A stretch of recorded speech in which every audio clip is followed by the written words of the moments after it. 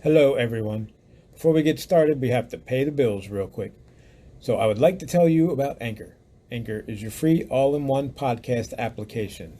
With Anchor, you have creation tools built in to record and edit your episodes straight from your phone or computer. Anchor will distribute the podcast for you so it can be heard on Spotify, Apple, and many other platforms. It even lets you monetize your podcast with no minimum listenership. In fact, that's what I'm doing right now. We use it, and so can you. Download the free Anchor app or go to anchor.fm to get started.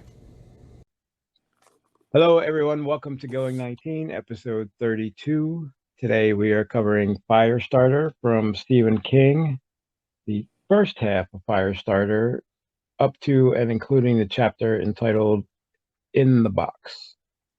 I am Ed. With me are Allie and Amber. Let's start the show.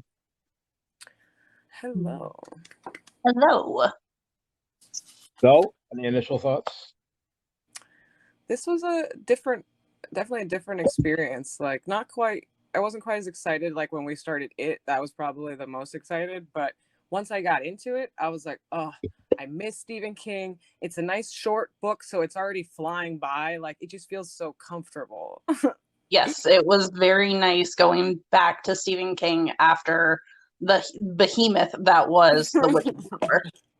Yeah, that was no little book, but I love Anne Rice, but I gotta say it's nice to go back to Stephen King. Nice to be back with the King. Yes. And to see him in his early days too.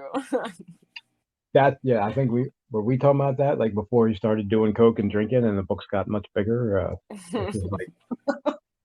is Well, like classic Stephen King. Short to the point, and it's she can like blow up the world, but it's all about the relationships and all that. Yeah. Like any Stephen King book. Absolutely. And the way the story is told is really cool too. I mean, obviously, you're not going to have a Stephen King book without a bunch of flashbacks and stuff like that. Yeah, I like the first 5 pages. Like Andy sat back and remembered. I was like, all right, here we go. And like half of the first part is flashbacks. It's him, but he kind of had to do that. Well, he started it like a Dean Koontz book where you just like drop in the middle of shit and go. Mm-hmm. Like because they were chasing him, although it wasn't as intense as like a Dean Koontz chase, but like they were chasing him the shop, but it didn't feel, I don't know, frantic. It just it's like there was no point where I was like, oh my god, they're gonna catch him. Like it's just like, okay. You mean at the beginning? Yeah. Yeah. It Well, was we like, also get away from these guys so we can find out what's going on. It's kind of the way I was gonna say Yeah. I think if we had known everything, we might have felt a little more frantic because, like, maybe didn't know how close they were or really what was going on. But Well, yeah, they had mostly been left alone, and I'm not sure I caught all that until recently, and I'm not sure what. I don't remember. Do you guys remember what put them on their trail? I don't remember. Yeah, because they think they've been on the run for 14 months, so they had started a life again somewhere. It seemed like they were living and having a life in New York because he was making money there by he was doing a therapy pushing thing. people to have confidence. But it didn't seem like a stable situation still, like they had in Ohio. Mm-hmm. Or yeah.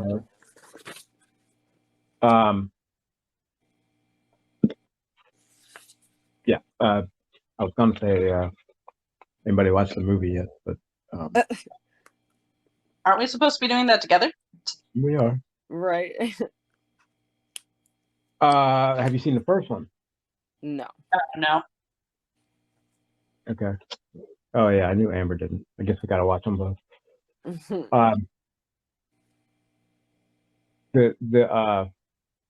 but I was gonna say something, but never mind. Because you guys haven't seen the Drew Barrymore movie. And I gotta say that's gonna be hard to top. It's one of my favorites. Yeah, I should probably watch it before we watch the remake. I mean, we can Yeah, how are you? I mean, you can watch them both here. You can watch one before you get here, or watch the original before you get. They're both on. You guys have Peacock? The old Yeah. ones on Peacock. Yeah. I don't know if you need Peacock Plus for that. I don't know. It comes with my Comcast, so I don't even Netflix and Peacock Comcast pays for. Okay. Anyway, sidetracked on that one. Did you notice or not notice, but I like the in memory of the beginning, Shirley Jackson, who never needed to raise her voice. Oh, right. Well, there you go. Hill House Lottery. Have you read the Lottery? Ooh, that's an awful one. No, They I kill haven't like read one. Hill House either. They kill like one kid a year, and they do like a lottery to decide who it is. Oh, Interesting. wow. Yeah, it's kind of dystopian. But she's one of his favorite. Like Shirley Jackson's like, Clive Barker. I only know about Stephen King. Right. I've never. So I read Hill House a long time ago, and I don't remember much about it. But I haven't. No, not Hill. I read The Lottery because it's like a long short story. It's not like a book. And it was pretty. Just the whole concept. Like, oh my god, all these people suck, and I hate every one of them. That It's happens kind a of like, lot though in Stephen King. yeah, it's like Hunger Games. It's like, what the fuck is wrong with you? Why are you doing this?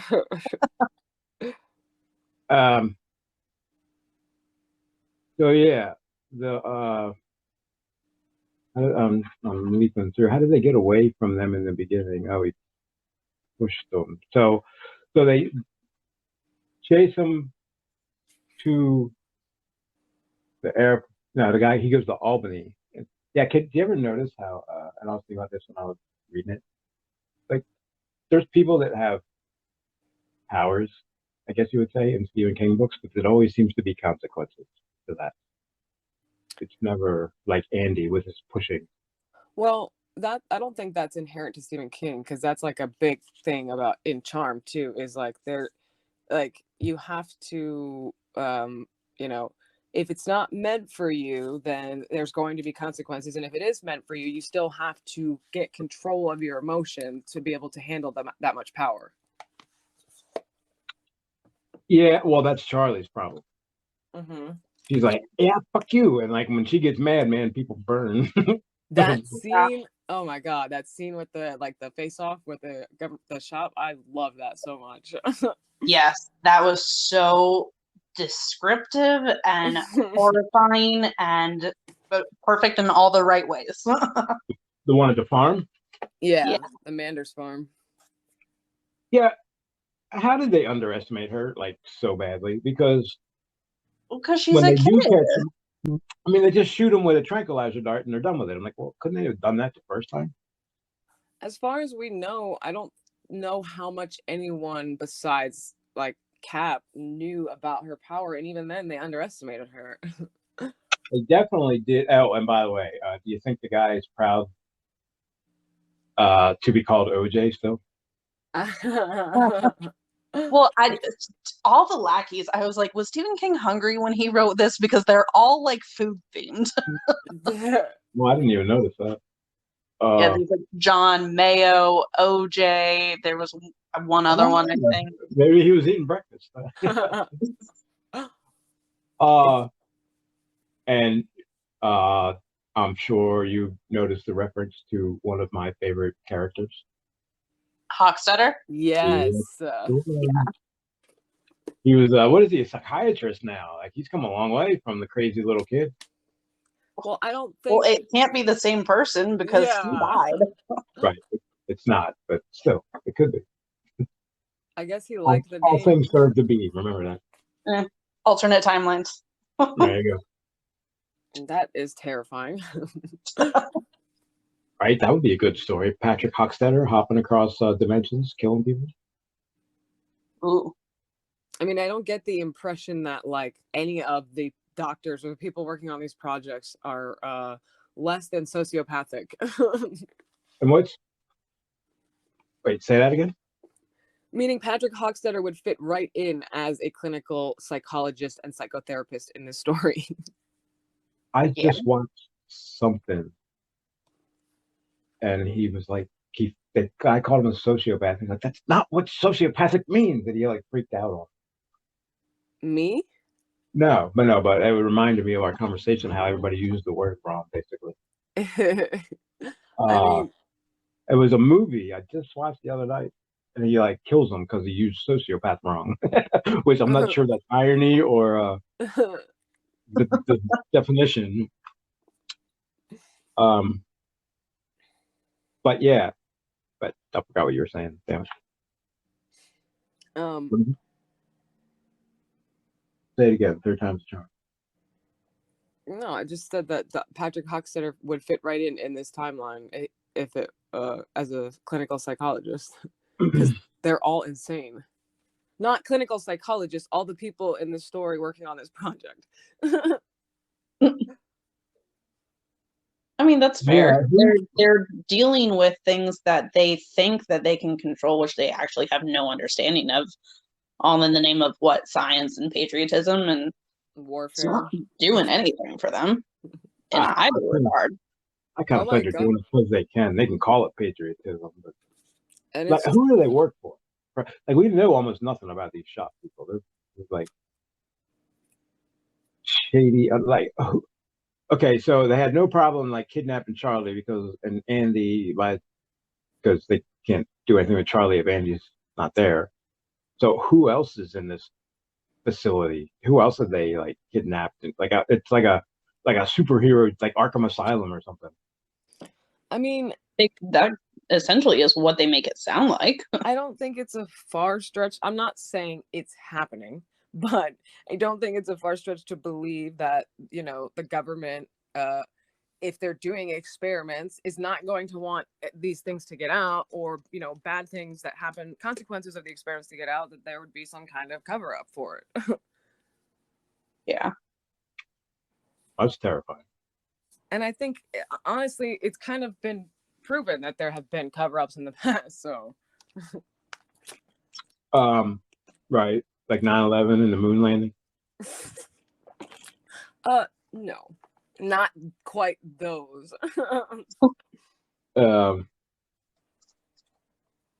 Yeah, I mean, I remember this. I was hoping the shop would like be in more books because I wanted to know more about them. I was very intrigued by them. I mean, to me, it just feels like government agency that does experiments or something. It's like it's like a super CIA. Like, remember the right.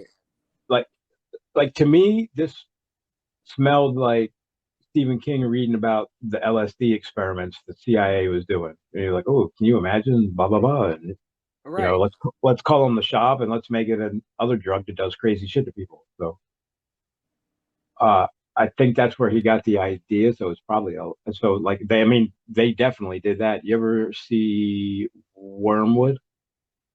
No. It's a limited Netflix about CIA. Some guy like jumped out a window and killed himself, but it turned out he was like tripping his face off, and the CIA are the ones that gave it to him or something.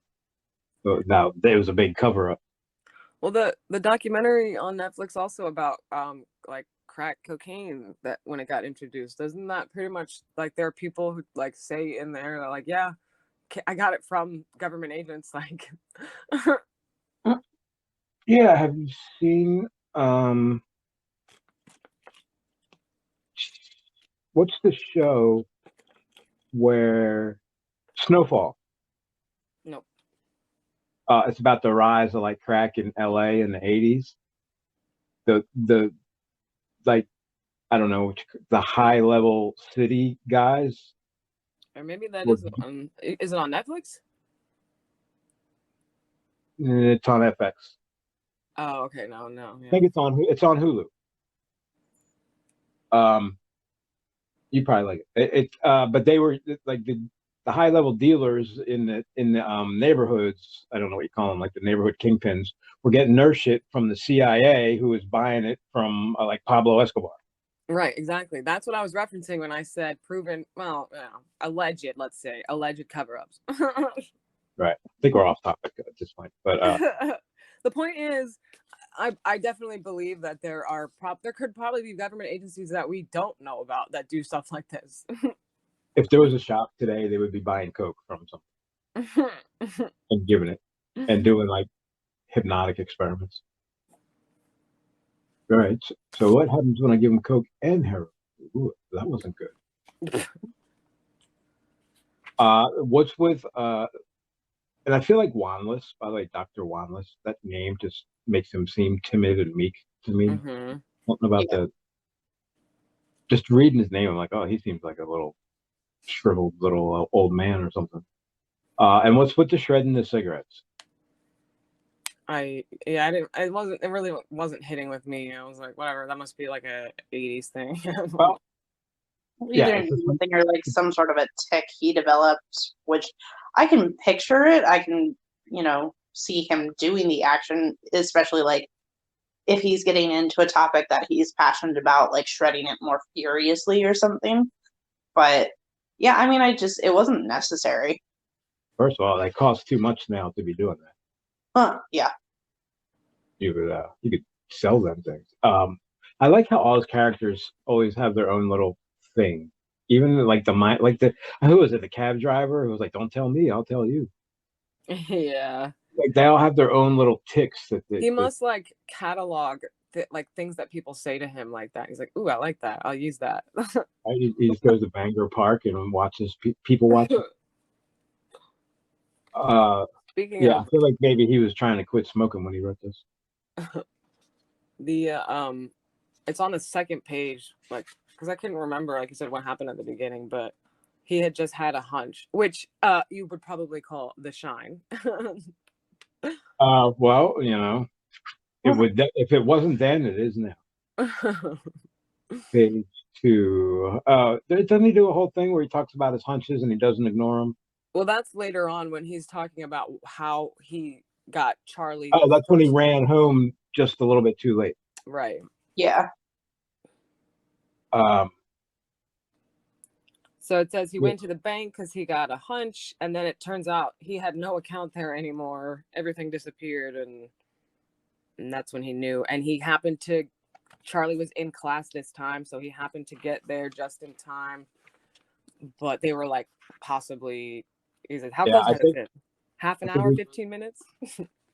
Well, we talked about that a little bit, and then we stopped. Like, okay, so he just drove randomly west on the turnpike, hoping he'd run into him, and after an hour, he did. Oh. No. I'm talking about the first time. Or, I'm sorry, the second time, but at the beginning of the book.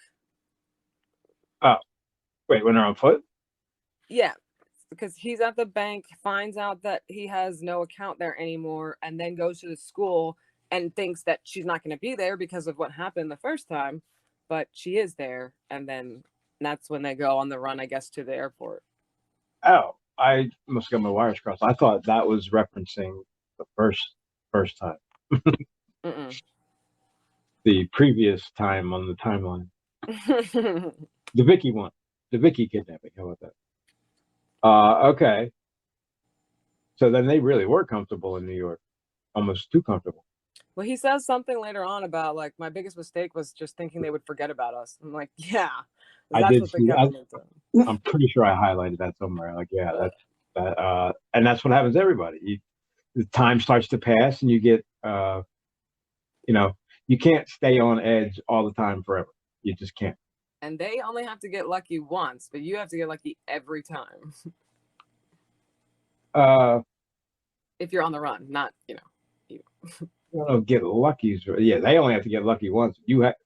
I'd say you have to be 100% careful at all times. The second you go to 99, you're going to get caught. And the longer you go without getting caught, without seeing anything, to make you think that they even know where you are, the more comfortable you're going to get, and the more you're going to let your guard down. Yep. Next thing you know, men in black are standing on the farm pointing guns at you. Um, so yeah, this was he actually. So Wanless's whole speech was um, not a good one, I guess is the way to say that. Which one? When he's older? The one where he says, "Kill them. If you don't, the world's gonna blow." Oh yeah. First of all, like two things. So this guy's a monster, and then, well, is he? Because if she can crack the world in half, I don't know that she needs to. I don't know that he's wrong. I gotta tell you. Well, how would he know that? What does he know about anything? Well, I don't think he does. I think he's just speculating. I guess that's the point. I mean, her powers are still developing. I think they established that. So the older she gets, what does he say? Imagine having, going through puberty and having this to deal with. Something like that. Imagine how emotional puberty is and being able to do that. So it's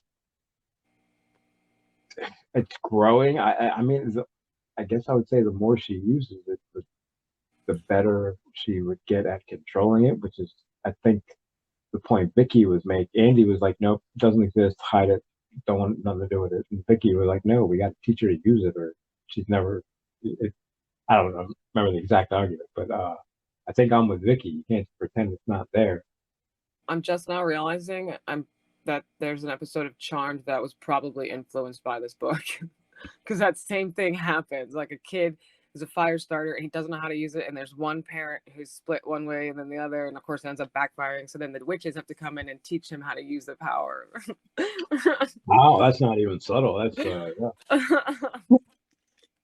Well, wait, is it a fire? Is it a what does he call it? Pyrokinesis? Yeah. Yeah. It's kind of the same with Frozen, but with ice. That's true. That's a good point. Except Disney, you're not allowed to have your real parents, right? You can have one sometimes. That's true. One either dies at the beginning or before the timeline starts.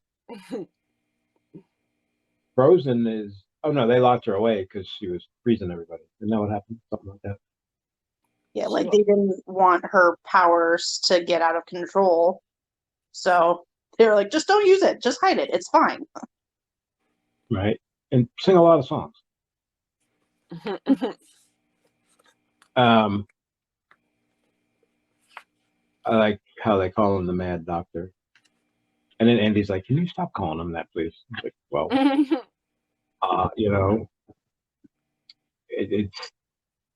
it's a psych experiment. And I don't know. I wonder how much $200 was in 1980. I guess it was a good bit. You gotta feel like, I mean, I'm sure it happens all the time where people don't question the studies they're in, but it's like, why would you be getting paid so much? What are they doing? Like, well, yeah, and I think I remember that when I was a kid. It was something like this where you could get paid to, like, new drugs that were coming out. You could be in the test group, and they would pay you to, like, try it to see what it did to you, basically. But I never actually. I think somebody gave me a phone number, but I never actually did. Like, I never decided I wanted to be the guinea pig. I don't remember how much it was, but it wasn't enough where I was like, oh, well, I'm going to risk that, And that's what I feel. I don't feel like the 200 was enough to take some drug that I think they admitted, like, we have no idea. So good luck. Was it? I don't really remember, but like, did they just swallow it? Did they ingest it, or was it like injected? They put it in the drip or something, didn't they? Oh, that's right. I think Tim and Vicky were like in the beds next to each other, and then shit just started getting weird. Yeah. I kind of like that scene. I will wait till I get to it, but like when they basically both start tripping, and then he kept referencing like the bunch of white lab coats suddenly around the one guy, and all you could see was like the one bloody hand sticking up. Yeah. Yes. You ever see like what is it? The Evil Dead cover? something with Oh, the yeah. hand sticking out, kind of reminded me of that, like trying to break through. That was a great visual. I forgot all about it. And he references it like 3 times, and the whole time I like the way because the whole time like, what are you talking about? Not you were high. Shut up. That didn't happen. So and the whole time he's like, well, wait, did it happen or are they right? So I like the way you're not real sure if he's just it was a really good drug or if like something. I mean, it's Stephen King, so at some point probably something untoward happened, but the way he builds the mystery of it. Yes. I agree. Well, yeah, I like how at the end of the experiment, they're asking them the questions like, oh, how do you feel about this? How was this reaction for you? And he said, these were the questions that I would be asking too, but I feel like this is all a wall of smoke. Like nothing is right here, and they're trying to make it be. Yeah, I feel like all those questions didn't even matter. Yeah. They didn't really care what he said. They just wanted him to answer them, like to see where he was at. Like when you go to a job interview and you do the why do you want to work here? It doesn't matter what you say, it's how you say it, something like that. Well, I think it's kind. I mean, why do you want to work here? Because I need the money. I don't think they want that as an answer, even though that. Well, I mean, there are definitely wrong answers, but you don't have to overthink it, I guess. Do you guys know about psychology people like Skinner and them? Skinner? And like Freud and the difference between the people, like the one point he says he's a rat man and a Skinner man, a behaviorist. So I know Skinner was a behaviorist, but I don't know who the rat man is. No, I didn't catch that. I don't know. He said, why do they call him the man doctor? Well, he's a rat man and a Skinner man, both a behaviorist. The behaviorists are not exactly being overwhelmed with love these days. So and I like how he made up, like, no, not CIA, DIA, NSA. Wait, is it DIA? He made up like a department that the shop works for. That I don't think was a real. It was like the Bureau of Internal Associations or something like. I don't remember. I think it's DIA. What's the DIA? Is that real? DIA? Yeah. Defense DIA, Andy asked? Not CIA, DIA, or NSA? DIA is Defense Intelligence Agency, I'm pretty sure. Oh, so that's a real one. That sounds important.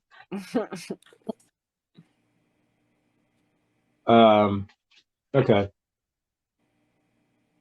And moving on,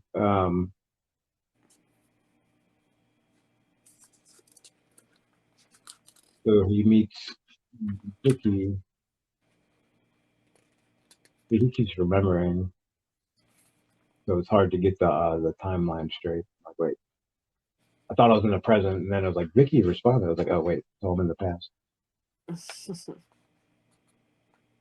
Okay, so they get in the car, they go to Albany. I like the scene, and I don't think that was in the first movie with the guy that got his shoes lit on fire. Yeah. I also like the detail that like we see his perspective, and I'm like, he's not really a good guy. Yeah. Well, that's why it happened, right? Because she heard him. Well, I was thinking that, but like she almost lit her dad on fire too. So it's like I don't know that it really works like that.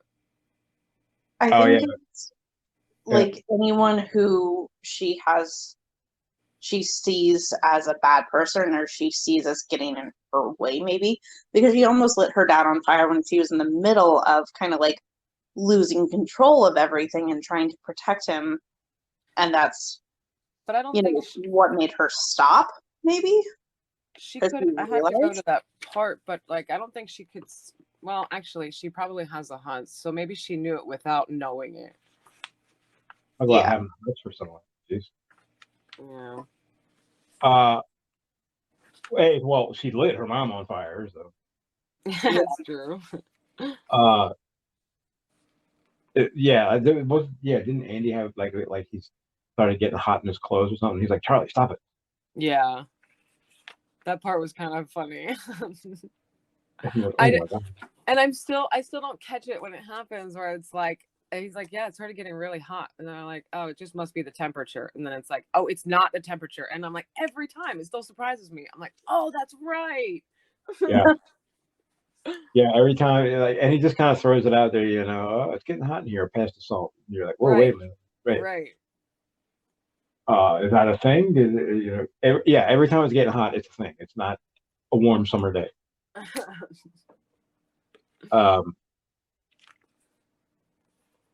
Andy sounds like he has migraines the way I do. I was thinking that it was perfect.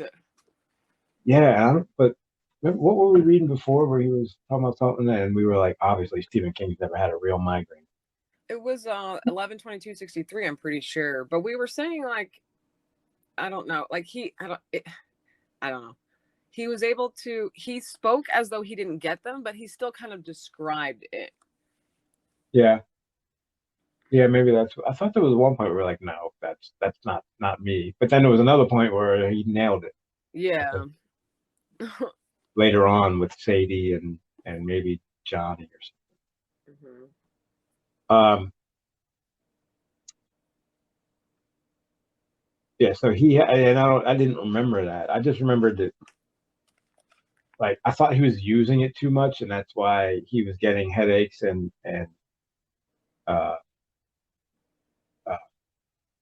dying, or he's all fucked up all the time, I guess you'd say. But it was more of he has to recharge. So as long as he waits in between, he's okay. Like like using your phone before it's full, I guess you'd say. I don't know. He started to make it seem like at the end, like it didn't, like there were some just permanent damage, or it didn't matter how long he recharged. That too, that was kind of scary. But like his face was starting to get paralyzed. Yeah. I think maybe the eye was drooping and he couldn't move his cheek or something, and like he had a stroke or something. Like, oh, that's not. Yeah, you need to stop using that. Like now. That, of course, that's easy for me to say because I'm not in the shop. I feel like he's telling me to use that again. Did they talk? What? I started reading some of the next chapter. I can't remember. So when In the Box ends, are they in the box? No. They had just been, or Charlie at least had just been shot with like a tank dart. Right. Got it. What was all the fuss about? Let's do it. What was all the fuss about? Right. Yeah, I don't think that guy died. I didn't like that guy. I don't like Rainbird and his obsession with Charlie. I'm like, that is the weirdest shit. Rainbird. It's predatory, though. Well, I mean, that's the wrong word. There's no. He's a serial killer, or maybe not, or mass murderer. I know what you're saying. It's more in like fascination than it is like I want to kill this little girl. But it's more like interest in her powers, maybe, and how to like not control her in the way that the shop wants to control her, but understand her.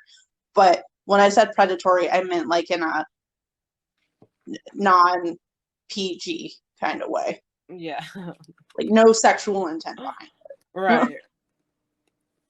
But that doesn't, I mean, I guess it makes it better, but like it's just still, before, I don't remember exactly when it was, but the chapter where he's talking about what he thinks it's like for a little girl to die, or he's just like, I am gonna find out and she shall be mine. And I'm like, whoa, what the heck? This guy is on another level. Like all these people are crazy. Yes. When he killed was he remembering killing somebody or did he kill somebody? He killed Llamas. Killed somebody. Yeah. Right, and he said something like, just like always. He's trying to capture the moment of death and see the soul leave the body. I think that's what he's trying to do. That's his fascination. He wants to see the separation, the moment that like the life ends and the soul, if it's there, leaves. Yeah. So I'm not sure how that transfers to Charlie, because he's a whole different. I don't know. I know that I'm pretty sure that's his fascination. I think he just has no feeling and is looking for something to probably make him feel anything. I think he's wondering if he's going to hell, or maybe that's why he's looking for see if there's anything out there. I mean, he's not a nice guy. No. I mean, he's the Iceman. You know that guy? So like I don't know, a couple hundred people for the mob. Oh. Mafia. George something. There's a show about him too. Might be Netflix. But so I mean, he's a murderer. He's getting paid by a company, and his job is to kill people. So he's not a nice guy, and it seems like him and like there's something underlying between him and Cap that isn't being said. Something underlined? Yeah, like there's a history there that I don't know. Maybe it's just that they need each other, but they don't like each other. I don't think Rainbird needs Cap at all. I think Rainbird's above Cap and he doesn't even realize it. Cap doesn't realize, or Rainbird doesn't realize? Cap doesn't realize it. Oh, yeah. Yeah, I'm like, how did Rainbird get all this information about, like, the Lot 6 trials and Andy and Charlie, and, like, what contacts does he have that he has access to all this information? Right. What's his day job? Yeah. Yeah, because he just basically says, "Don't worry about it. I know what I know."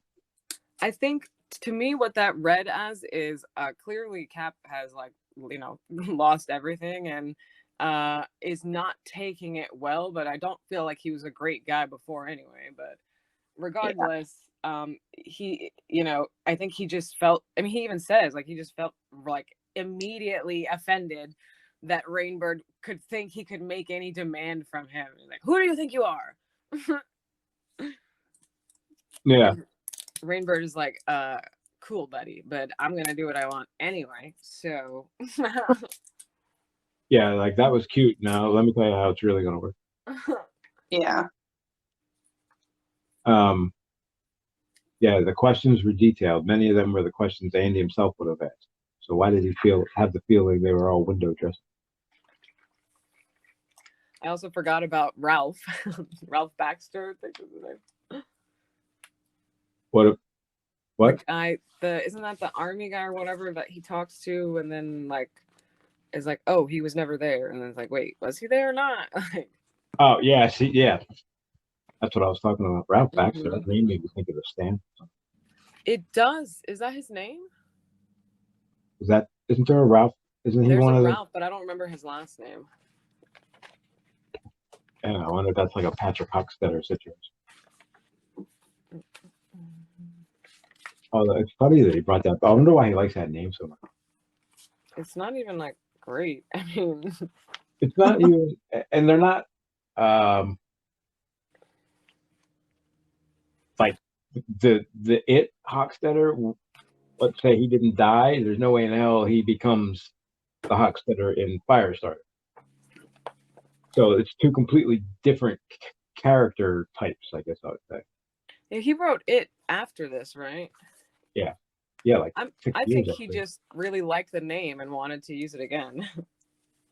He was just like or he couldn't think of another name. I can do what I want now. Let's see if anybody notices it.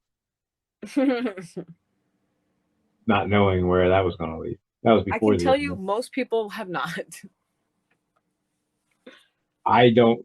Well, I read Firestarter first, so I definitely don't remember his name when I went to it. Exactly. Nothing really existed outside of it when I was reading. And he does a lot of like Charlie's like, I wish I did run in front of the car. It's like, can you imagine, like I was saying earlier, just being Charlie? Like she's an accidental monster and she knows it. And like Yeah. she shouldn't be alive. Sometimes she doesn't want to be alive. She doesn't want this burden, which is what it is at the moment. I guess it always will be a burden. I don't even, I mean, I really liked the like, I mean, it's a weird analogy, but like when he was talking about how they were probably training her from such a young age to not do that, and like likening it to potty training, stuff like that. And I'm like, that's a like really good point. Like there are things that are just, ingrained in you from such a young age for you to feel, certain ways about, including shameful about. Like I never think about it like that. is that what predators do? Yeah. But there can be good training too. Yeah. I mean, right though, that's the same technique. Yeah. It's I mean, I couldn't imagine pooping in my pants at this point. Well, it made me think like this might be a TMI, but I was at a show once like before, and there was a really long line, and I was like, I cannot wait. So I'm gonna try to go like in a bottle in my car, just like in the back seat. It'll be fine. Like I'll be covered. Nobody will be able to see me. And I was covered, and nobody could see me. And I could not, for the life of me, make myself do it. Like I felt like I was in pain because I had to go so badly, and it still wouldn't happen. And I was like, "F you, why?" I never had those problems. It's a little easier, but I didn't have like crowd anxiety. If I had to go, I didn't care.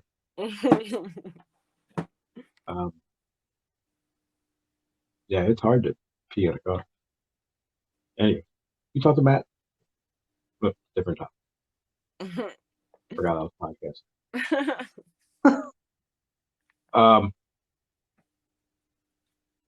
Yeah. So anyway, what the hell was our point? Why were we talking about peeing?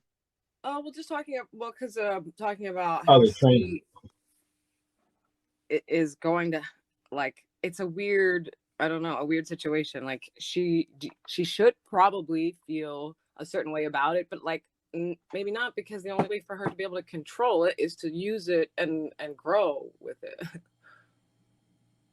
Yeah, I mean, how does she not blow herself up when she's a baby? I don't know. I I mean, maybe she kind of almost did. She lit her hair on fire. Right. So if they had like a baby with like, like when she gets mad now is what, I don't know, what is she, 8 or 10 or something? Like she has her little temper tantrums and the town light's on fire. Can you imagine being an infant where you're just learning emotions and you're screaming your head off because you pooped your pants or you want some food? That emotion would, like when she gets emotional, fire goes places. So the emotions are that much more intense as a baby, and like I just don't see how you would have lived through it. I don't remember, but has she set herself on fire in the past, or has it only been people around her? She sat her, like, they got up one night because she was crying and her hair was on fire. Oh yeah, that's right. Oh yeah, in the crib or something. Yeah, but they made it seem like that was the only time that happened, and she was fairly young during that. So I wonder if maybe like the power keeps growing as she gets older, so it wasn't strong enough to hurt her when she was that young, maybe. Or like she didn't light herself on fire necessarily. Yeah. Like, but even when you're on fire, even when you're a kid, you still have a sense of self-preservation. Well, yeah, as a baby though, I mean, I guess. Sorry, real quick. It was not Ralph Baxter in The Stand. It was Ralph Brentner. Oh, see, it was close though. Don't forget, Ralph Roberts is also in Insomnia. He's my favorite Ralph.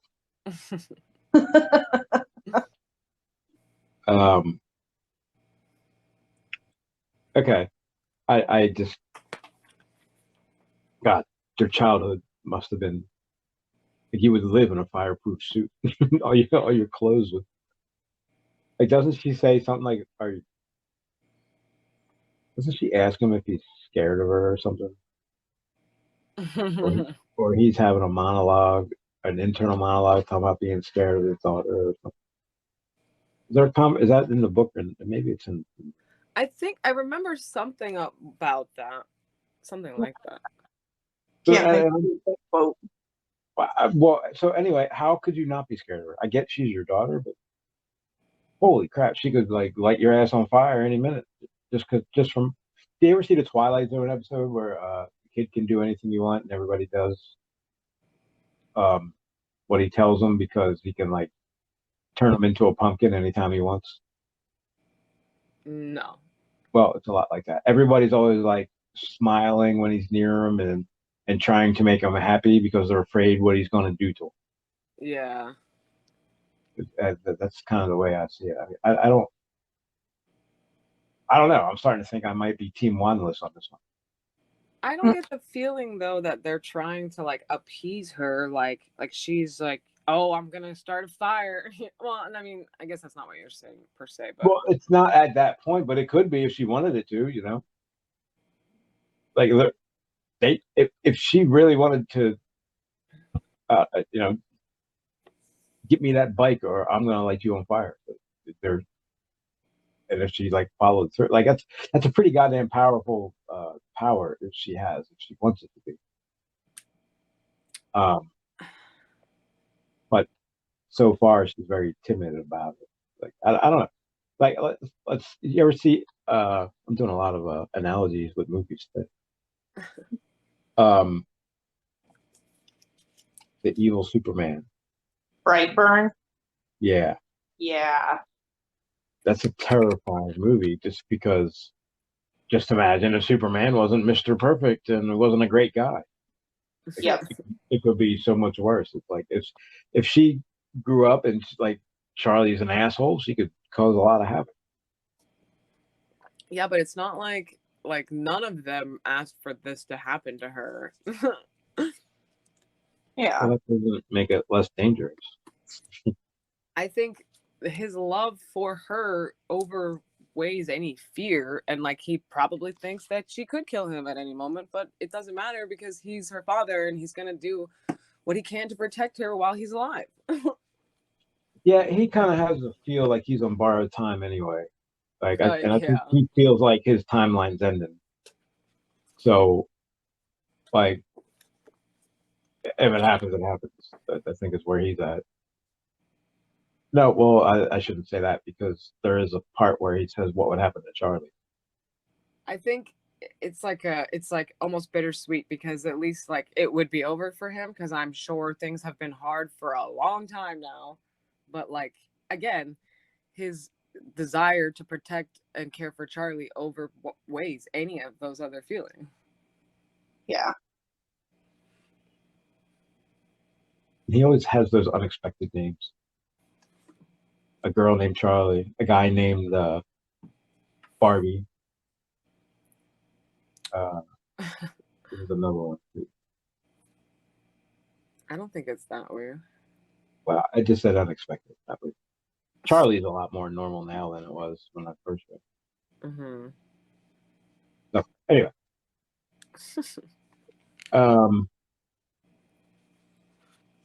Barbie's one of my favorite people too. What is Barbie in? Under the Dome. Oh. How did you forget that? I only read it once, like 10 years ago. He's the army guy that's inside. Oh, okay. Colonel Dale Barbara, I think his name is. And they call him Barbie. Something like that. That's a story for another day. A test subject clawing his eyes out. Someone screaming that she wished she were dead. Being dead would be better than this, even if it meant going to hell and burning there for eternity. Wow. That's pretty bad. Someone else going into cardiac arrest and then being bundled out of sight with chilling professionalism. And that's all the stuff you're like, not even sure if that happened. Yeah. Yeah. He walked up to the big double doors and tried them. I wonder. Oh, this is when he's wait a minute. This is when he goes back. This is when he goes back, I think. Yeah. Yeah. I was just thinking about it. I wonder, because on the questionnaire that they had to fill out in order to take part in the trial, because I was wondering why Vicky and Andy seemed to be two of the ones that lasted the longest in the trial, meaning like they haven't tried to, well, Vicky was killed and Andy hasn't tried to kill himself. And one of the questions was if they had ever taken a psychedelic before. And he lied and put no. So I wonder if because he had taken something, he had almost better control of it versus someone who actually hadn't and was just losing their mind. Like, okay, like someone that had never done acid got their drink spiked and wouldn't know what the hell was going on. As opposed to someone who had done it before, got their drink spiked, would go, hey, why is this happening? But they know what it is. I guess it would be much more terrifying if no reference point to understand what was happening. And maybe that's why they were clawing their eyes out. Yeah, I mean, I definitely wouldn't put it past them to have the drips not have been random, because remember, they're supposed to be like the saline as well. Yeah. Well, they told them that 6 would get saline and 6 would get the drug, but they all got the drug. Oh, that's right. Oh, did they? I didn't remember that. So then it almost feels like if they were going to give it to them all anyway, that they just, I guess maybe no one else had done psychedelics before. Like maybe if you put yes on the questionnaire, you wouldn't have been chosen. Yeah, maybe. That's interesting. I don't think it would have mattered. I think they just wanted to know. Once they got, I like when he goes back in and the guy's like, I left my watch in there. He's like, what do you say? Just one quick look. And the guy was like, I can't do that. He's like, what does he say? Sure you can. I'll just take a look and then it'll be out of your way. You want to remember I was here, right? And he's like, yeah, go on. You want to. Take your time. I probably won't even remember you're here. He has such a cool power. Yeah. Like the way he delivers it makes me kind of laugh. He's like, sure, no big deal. I can go in there, right? He's like, oh, sure, no big deal. Go in there. Like they repeat exactly what he said back to him. But it can also be so terrifying because they mentioned at one point about how the one it was DS.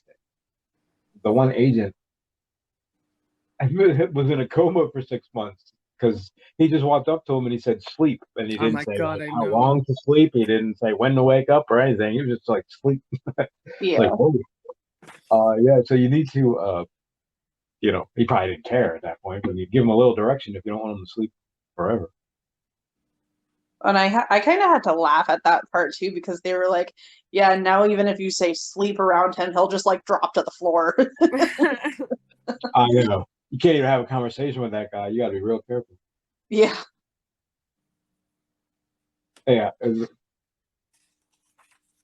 did they say? Like you drop? Yeah, he could be out for like an hour or the whole day. There's no way to tell.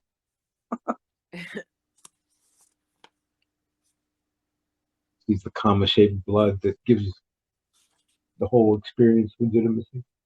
Just to know that it really happened. I mean, it's over the hall. Oh, anybody know who this Jason Gearney guy is? He's a real person, or did he just make that name? I don't know. The hall where they go. Mm-hmm. He's where the psychology department is. I know what you're talking about. I still don't know. Right. Okay. Good.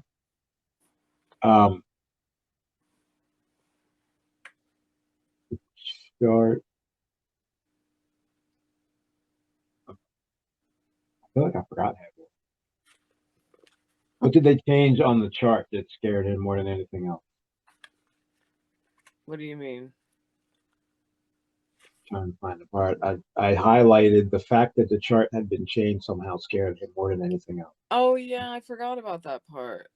When they when he went back the in, chart that had the handprint.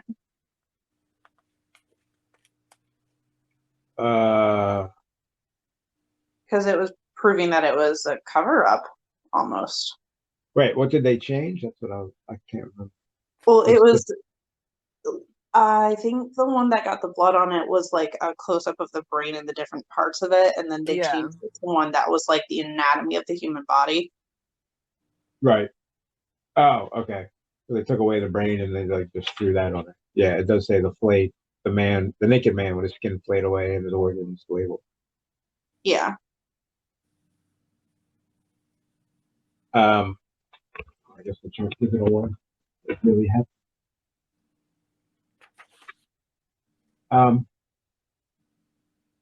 Okay, so I mean they go to Albany. The guy,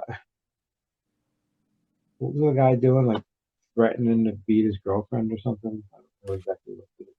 He wasn't a nice guy, and I didn't feel bad for him. And it was funny because if he wasn't such an asshole, none of that would have ever happened. And how did they track him to Albany? Did they even say that? They just kind of showed up at the airport just in case. It was one of them hunches, wasn't it? Maybe. Did they get hunches? I think they're allowed to. Hunches don't. Although he drove to Albany for what, $1? That's not a bad deal. That poor guy. He was like, don't tell me, I'll tell you guys. Or he's talking about how his girlfriend was going to be so excited when he got home and told her about it. He's going to take her out and have a night on the town. It's like, oh, well, you're not going to get to do it anymore. Yeah, I was a little confused later, though, when they brought that guy back up because they confiscated the $1 bill from him. And then when Cap touched it, he was like, whoa, hold it, what did I just see? And he was able to see what the driver saw. And I feel like, let me see if I can find it. I think they mentioned the girlfriend too. Yeah, there was at least 2 people that saw it for a second. I was a little surprised by that because that means somehow, like, I just thought he was changing something in their mind when he made them see the $500 bill and not the $5 bill. But that means he's changing the matter itself on the bill, right? That kind of makes it all different. Like that's a whole another, let's say, ball of wax or whatever. It does. I mean, he's altering matter. Like that's a much more powerful power.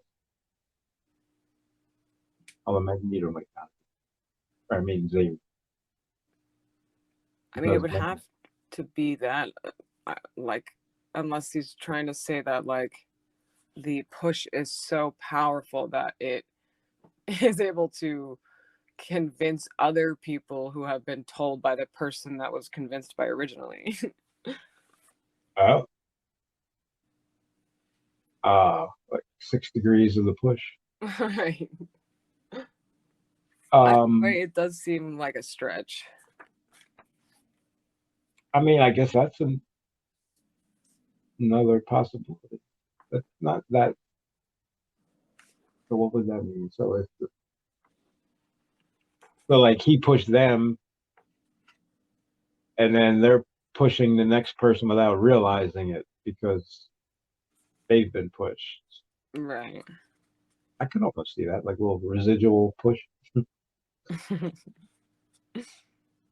Well, I think that's a better explanation than he's changing the matter of the $5 bill. Especially considering the other people that he affected, like it seemed to be within their mind that it was the issue, not anything like around them. Yeah. Yeah, it does seem to be mental somehow, but I wasn't sure how. Yeah, maybe it's power suggestion times 50. Power of suggestion, maybe it's like he places a thought either in your brain or on an object too. So I did just find it. So they're talking about the bill. Christ, I don't know what I saw. Cap said and reached for the ceramic box where he kept his acid neutralizers. For a second, it didn't look like a $1 bill at all, but now it does. Cap peered at the bill. It sure does. That's George. All Christ! He sat back so violently this time that he almost rapped the back of his head on the dark wood paneling behind the desk. He looked at Al. The face seemed to change for a second there. Grew glasses or something. Is it a trick? And then, like, on the next page, for me at least, yeah, said Al, whatever it is, the effect is dissipating. This morning I showed it to maybe 6 people. A couple of them thought they saw something, but not like that cab driver and the girl he lives with. So like he pushed the cab driver so hard that I guess the effect was strongest with him, and because the girl was strongly associated with the cab driver, she saw it as well, like permanently. Well, it definitely feels like the power of suggestion. So it's like the more that people put belief in something, the more real it makes it. Yeah. Yeah, it still sounds like residual push. Mm-hmm. Like he pushed him so hard that when they get near him, they're getting little pushes. Right. The whole family are pushing. Wish there was a better name for that. Although I haven't thought of one. But. Mind control? Yeah, right. Manchurian Candidate. Yeah, imagine if Andy was a bad guy. He could be like, can he push remotely, or does he have like? Could he be watching TV and like tell someone that like Naked Gun kill the queen? Or does he have to be in the same physical area as the person who pushed? Like if Andy was like a Brightburn, he would be running the world. I guess he's technically more powerful than Charlie, but I don't know about that. Charlie, no. Charlie can do that. Fire is only one of the things she can do. She can do all the shit Linda can do too. Yeah. But she's just figuring that out. So yeah, I guess yeah, she could be running the world if she wanted to, because she can pretty much do anything she wants. And if you don't like it, she'll burn you. Like, yes, she's a fire starter, but I feel like that's only part of a bigger picture for her. Right. I was just flipping through the part where she burnt her teddy bear because she tripped on it and she turned around and he like felt the ball of heat go past him. Oh yeah, I really like that description of like it's building and it's building and it's building, so I have to send it somewhere. Like yeah, he says the toilet or the bathtub or something. Mm-hmm. Did they keep like a bathtub full of water? I like how they're like, there's nothing wrong with Charlie, but fire extinguishers started appearing in every room. Just saying. Fire extinguishers had appeared silently, undiscussed, with almost the same stealth as dandelions appear during that period when spring and summer overlap.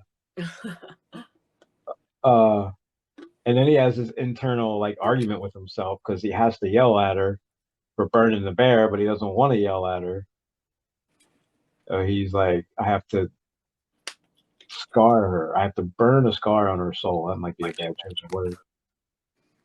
It's so awful though, because like they just like I know he's trying to do the right thing, but this whole back and forth is not good for her psyche. Like, Yeah. Well, I mean, as a parent, you have to yell at your kids, sometimes. So they're like, their job is to test the boundaries. Your job is to tell them where those are. So, but with her, everything's like so magnified. Like every little thing is a much bigger deal. yeah, but that I'm not. So yeah, parenting discipline obviously is necessary, but like to do that and then to say, okay, I know I said you should never do this, but just do it this one more time, and another time. Oh, and another time, please. Oh, but and maybe more. Like, but then never do it again. But just this one more time. What does who is it? Irv Manders? Somebody says he's like, I'll never do it again. It's something like God likes to make liars out of absolutes or something like that. And even Andy's like, well, let's not go with never. Let's just leave the door open even a little bit. Yeah, but at the same time, he's like, don't ever do that. But don't say never. But bad. Because you never know. Because she keeps going, I'm never doing that again. And like even like the whole scene far. I haven't made it there yet, but it got out of control. Like he was like, all right, fuck it. Or no, he didn't even give her permission. She just started doing it, didn't she? I think I don't remember. Because the guy like bum rushed him or something, and she was like burnt. And then like once it was out, everybody burned. And then she couldn't stop herself, and she burned like half his chicken coop or something, and something else. Yeah. There was like burning flaming chickens running around. I was actually floating chickens. Like I could just hear them like clucking and flapping. Actually, I guess that's kind of sad. They're fake chickens. They don't really.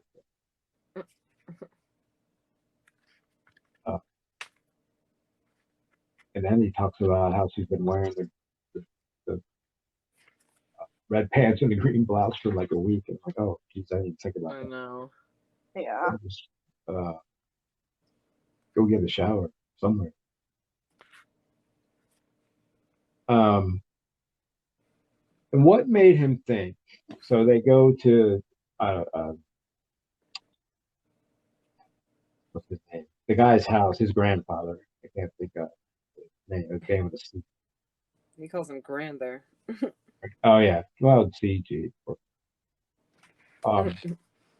Why did he think it would be safe there? I was thinking the same thing, especially because he owns the house. It's not even like distant relatives owns it. It's in his name. And those old men at that store were such classic Stephen King. I was in love with them. I know. Yeah, like what are they doing over there? Oh, they're getting this. Oh, they must be up to something. Like they're sitting there talking about him as like he's walking across the lake to them, and then you're just like, hey, how you doing? Like they were, straight out of a Stephen King novel. They were like such classic small town, judgy McJuggersons. Mm-hmm. But we saw them in real life. I know. Well, they were. I don't think they were judgy, but they might have. The people at the gift shop? Oh, yes, they were judgy. They were, yeah. I guess that just proved that he didn't make it all up. Like, well, he got it from somewhere. Yeah. Like, I don't know what he's up to. That guy, he never opens. Yeah, there was a local gift shop where they were just, very, very willing to talk to strangers about their neighbors. Yeah, we were asking about a different store that we had been to. It was during, well, it was like it was last summer, so it was like during COVID, but not like when it first started. So when COVID hit, he closed up and he hadn't like opened up yet. And then he started doing appointment only, and they were talking about how they didn't like him not opening his store all the time, basically, right? Yeah, they were like, oh, that guy's never there. He just does whatever he wants. like, why do you care about that? Right. How dare he? I don't do whatever I want. He doesn't know what running a business means. He's a newcomer. He's been here like 20 years. Yeah. Actually, he says that in the book, doesn't he? They talk about someone who has only been there for 12 years. So what did he know? I think when old men are talking about Andy, someone, or maybe it's a store owner, like, but he'd only been there for 12 years. But I don't, like, the farm was his grandfather's. Did he not think they were going to make that connection? And also, what was he gonna do? Wasn't the car broken? Like, how in the world were they gonna walk that far? What the hell is a Gillies or Gillies? That thing he was driving. I have no idea what that is. Is that a car? I don't know. I I don't felt know. like he was driving a tractor down the side of the road or something. But they're like, even that won't make it down that road. Like it was some kind of supercar or something. I didn't care enough to look it up. He said it was a Jeep, didn't he? Yeah. Oh, okay. Well, that fits the way I was picturing it. Yeah. Oh,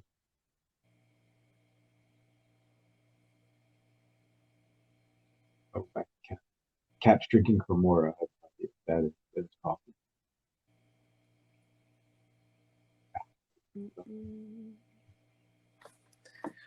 It's kind of funny, like there's parts of this book, I guess more than any other, you can tell like he wrote it a long time ago.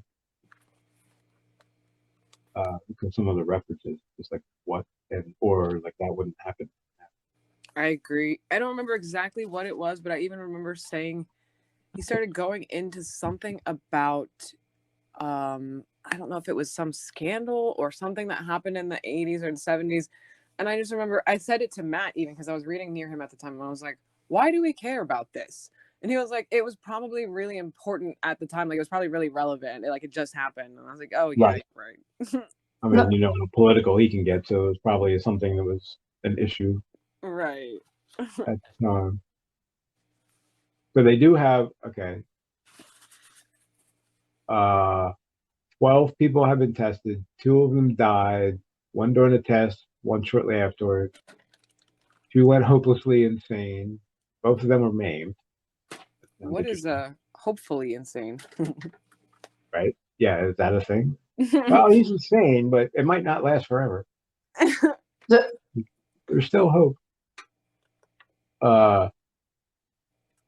1 blind, 1 suffering from psychotic paralysis.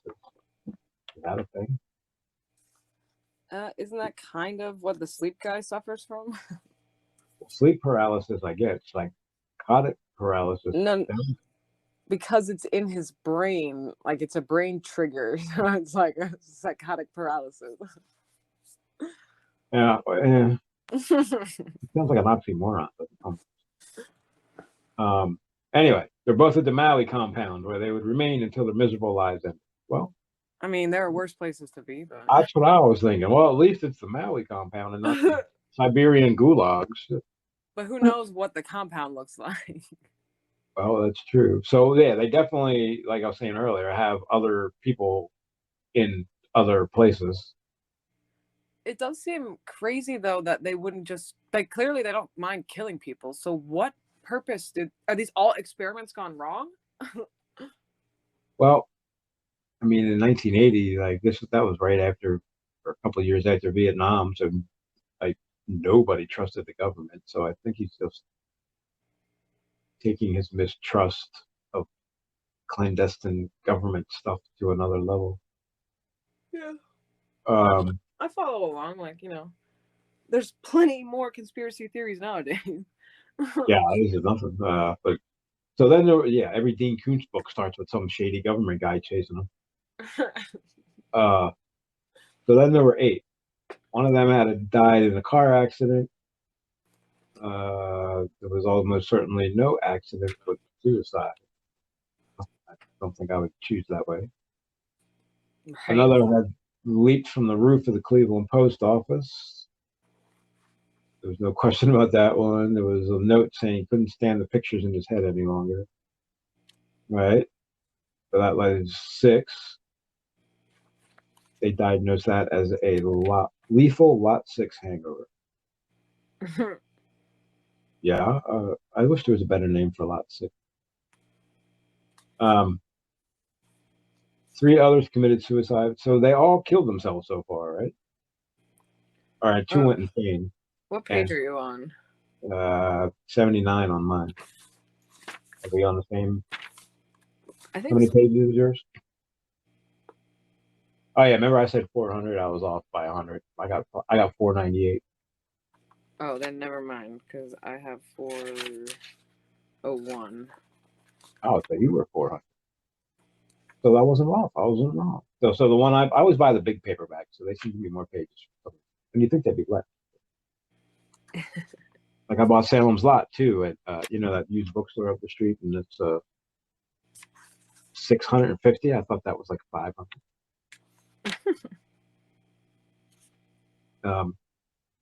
So anyway, on mine it's the, if I can back it up to Longmont, Virginia, the shop. Okay, yeah. Now I found it, yeah.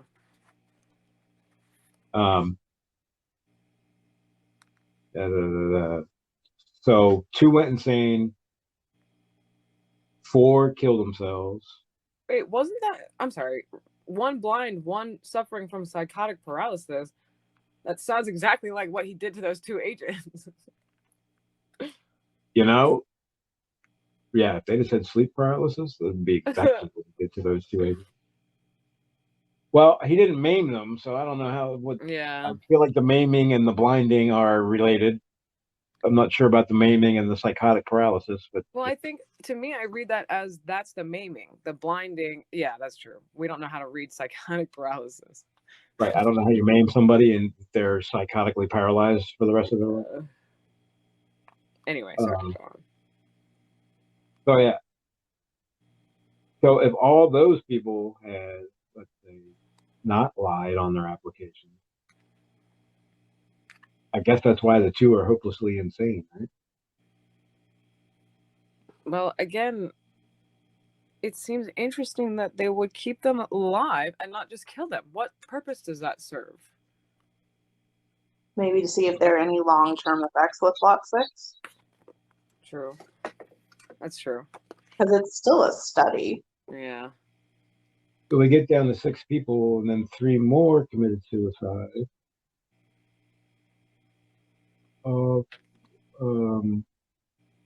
That leaves 3. So everyone's committed suicide except Andy, Vicky, or went insane, and some guy who was just like living. Wasn't the one guy like perfectly normal? Right. I think James Richardson. There he is. He had demonstrated the same.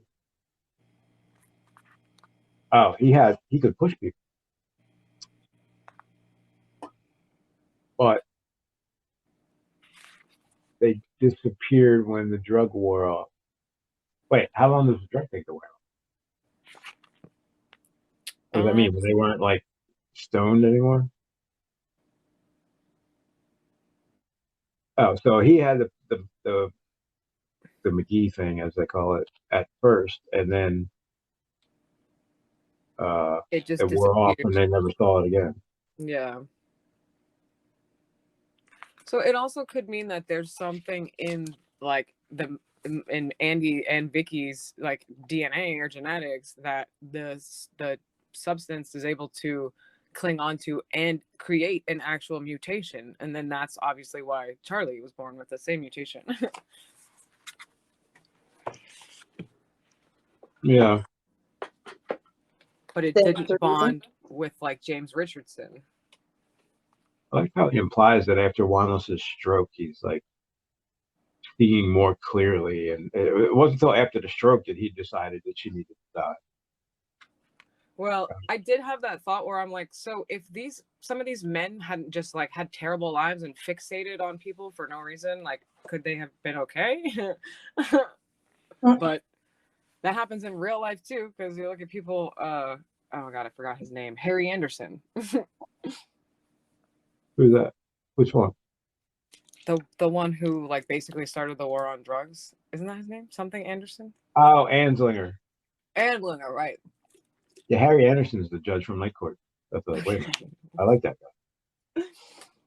But like if he hadn't been so miserable with his own life and so obsessed with hurting the drug users and stuff like that, then maybe all his initiative never may have gotten started.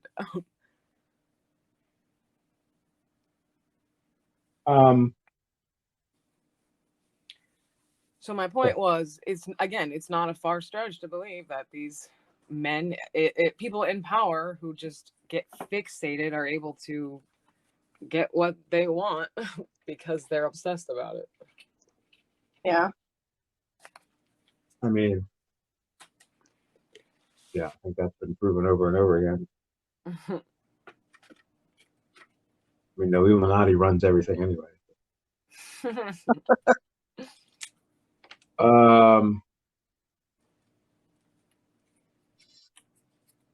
Steinowitz is a weirdly named guy. It was a weird name for like a super assassin guy.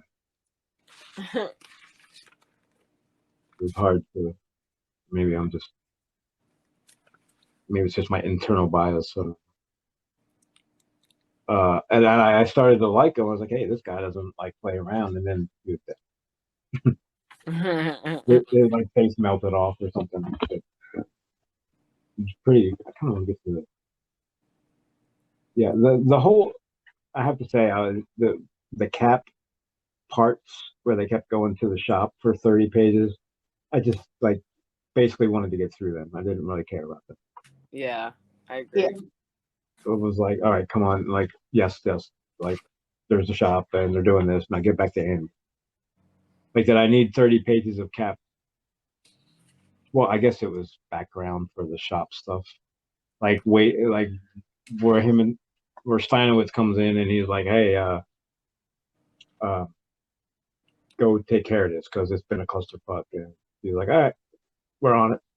Like he's you ever doing it again? Pulp Fiction, like send the wolf, like that's what Steinowitz is. Like when shit gets fucked up and you need someone to clean it all up. Mm-hmm. So I thought he was gonna be around a little longer, but I was just starting to like him. I kind of liked OJ too, or wait, or what's his name? Jameson, wasn't it? Orville, I thought. Was it Orville? Because isn't that OJ's actual name? No, Orenthal. And maybe it was Orville then. I kind of liked him too, like not as people, but as like character. Mm-hmm. I know. After that scene happened where all those people died, I was like, "Wait, Cap? Oh, damn! I thought he was one. I got confused. I wanted him to be dead so badly." Who? I thought Cap was like Steinowitz, something like that. Like I got confused the first time I read it, and so I went back and reread it, and I was like, "Damn it, he's still alive. He wasn't there." No, but I feel like all signs point to it's not going to end well for him. Of course not. Rainbird, I'm not sure. I feel like he's a crafty little motherfucker.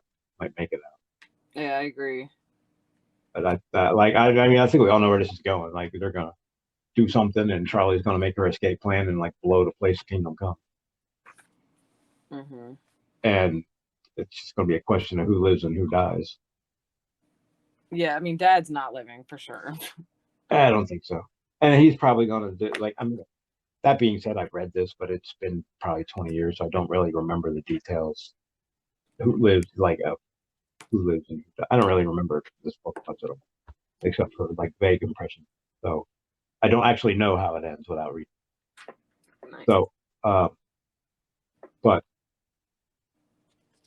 I think I would say there's no way in hell Andy lives at this point because all the like little signs that he's throwing out there are about how Andy's health is failing. Right. Yeah. there's going to be some grand gesture where like he saves Charlie but kills himself or something like that.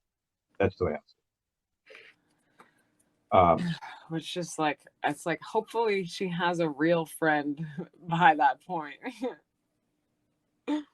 Yeah. I mean, if not, she's going to really lose control when he dies. That's true. I could see that being an ending where, like, he sacrifices himself to save her. She, like, snaps and kills everyone and then just walks off and tries to figure out her life. Yeah. That's true. I like the Damon experiment. Like, you can leave anytime you want if you pee in your pants. Yeah, that's what I was talking about. Yeah. And that they were like, most of them couldn't, even though they were told they could. Like, I don't know if I could. I mean, I guess I could. I don't know. What's in it for me? I just think psychologically, I never thought about the fact that I'm sure, like I'm not. I don't always have that problem. Like, I've definitely, I've been fine before in the past, but like, I'm sure a lot of that comes from, being told as a child that like, you shouldn't do that. Like, if you have any kind of shyness in that regard. Yeah, I mean, society's a powerful thing. I said I couldn't imagine like pooping in my pants, even though I spent years doing that.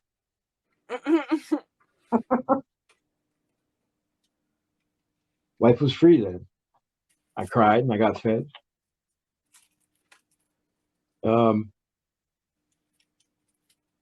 Yeah, they're talking about the experiments. And that the first time I read that, Juanos is like, "Hey, can you imagine when she's like matures and she can just create a nuclear explosion by thinking about one?" My God, when you say stuff like that, then the shop makes sense. Because if they can control that, you can't fuck with them. And there's no way they're not going to try to, figure out how to militarize her. Oh, 100%. That's why I said it's about warfare more than anything, defense. Like, yeah. It reminds me very much of the Passage series. I did that. They never made a season 2 for that, did they? No, but it wasn't that great anyway. But that's how that started too. It was a government experiment gone wrong. Yeah, I mean that was okay. I didn't read it. So obviously, the books are always better. Oh, the books were so good. The show did no justice at all. That sucks. I hate when that happens. Well, they put their own vision on it. Well, then call it something else. Right. Like, especially if it's the first version of something. Right. Yeah.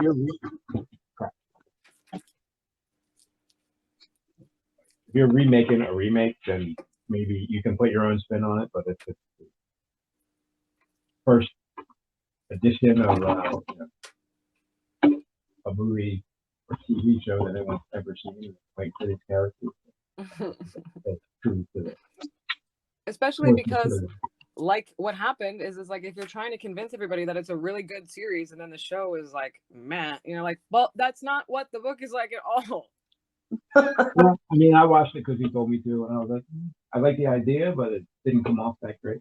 Right, exactly. Point proven. Yeah. Anyway, sorry. Right. Remakes better. Books always better. Well, remakes don't always suck. I liked it, like Stephen King's more popular than ever, so some of those old movies that were, I would say, not that great or getting redone and seem way, at least the graphics are way better. Mm-hmm. Oh, I agree, absolutely. I mean, I'm not sure which I like better. I'm still kind of leaning towards the first one, I think. I think that they're good for different reasons. Yeah. Yeah. I think I like Tim Curry as Pennywise better. I'm not sure about that Pennywise. See, I can't even. I guess the only reason why I might agree with that is because of the laughing nature of Pennywise in the book. Like he's always joking and making fun of them and like having a good time. It seems like. Yeah, that's what I was saying. I never saw Skarsgård as funny. Like where Tim Curry, I did. You could see it at first, But that being or as a said, regular clown, I guess. it's not like Skarsgård is like over the top, too creepy. You know what I mean? Like he does a really good job too. Oh yeah, I'm not taking. No, I love him as Pennywise. I think Tim Curry brought across the lighter side of Pennywise better, and Skarsgård brought the terrifying side. Right. Which I think is kind of appropriate considering the effects differences in the movies. Yeah. Yeah. Anyway, off topic. I like them both. We'll watch them all. 6 hours. Rainbird is the one human being I ever met who doesn't push air in front of him when he walks. Yeah, that was an interesting statement. Apparently, he's very stealthy for a guy who's almost 7 foot tall. He's huge. Imagine how terrifying that would be. He's got one eye and an eye patch. Wait, does he have the eye patch? He's got an eye patch in the movie. Does he wear? No, he doesn't. Does he wear that? I know he only has one eye. I don't know if he has an eye patch. I don't remember. I like how he says there was a ravine where his eye used to be. Or no, wait. His left eye was gone. There was nothing where it had been but a ravine. Right. So the fact that you could see that, like they described it, I think means he doesn't wear an eye patch. I mean, definitely more intimidating, right? We thought we see he's doing some of his social commentary here on Vietnam. I often think, Captain, we fought the war in Vietnam not to win, but to perform feats of technology. We fought it in order to create the cheap digital wristwatch, the home ping pong game that hooks up to your TV, which is Pong, I'm pretty sure, right? The pocket calculator. I look at my new wristwatch in the dark of night, and it tells me I'm closer to death second by second. That is good news. Well, that's interesting. I don't know that I'm ever going to look at my watch again. So yeah, I think he's commenting on Vietnam there with that.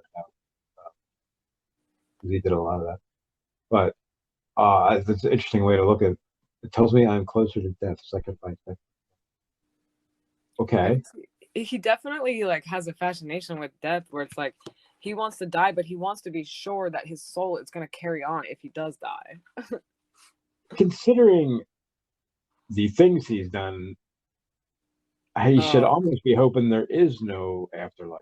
Right? Yeah. Well, he's probably extremely narcissistic, so he believes that he has to carry on. I mean, we all believe that at some core. Right? Yeah, but I mean, you don't have the mindset of somebody who would just, take human life for no reason, repeatedly, right. Continuously. I mean, not that you know. I hope not. Well, I could tell you, but I'd have to go. It's almost like, they're all gonna die, but I'll be okay. Is the way he sees it. Mm-hmm. Because I think he just thinks that everybody's beneath him.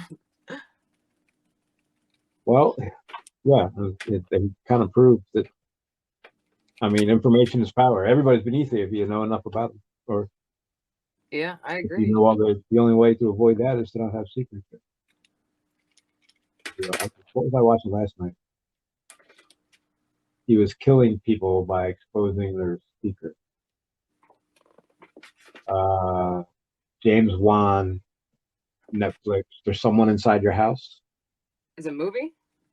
Yeah. He would like expose their deepest, darkest secrets and then kill them. So they had a party where they were telling everyone their secrets, so he couldn't kill anybody. It was kind of interesting. Oh, but why? I don't get what the secret has to do with killing them. I don't know. exactly. He didn't. I guess. I don't know if he would expose their secrets, like, and then at the end of exposing their secret, he would kill them. So I don't know.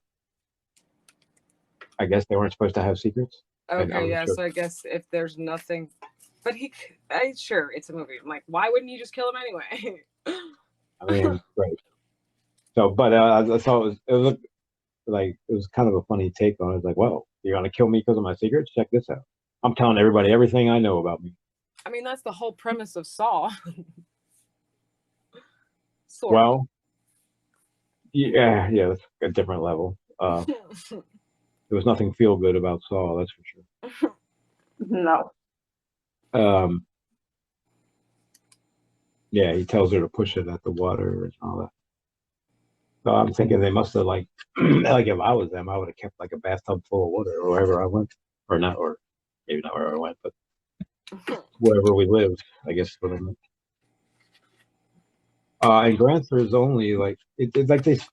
I was actually like he had me sucked in because I was like, oh, okay, so they go to Granther's farm and they spend the winter there and they're doing normal things as much as they can, and he goes to the store, but nobody's there. They're all right. They've been there for months. Like if they're coming, they're not there yet. And then it turned out they were there the whole time.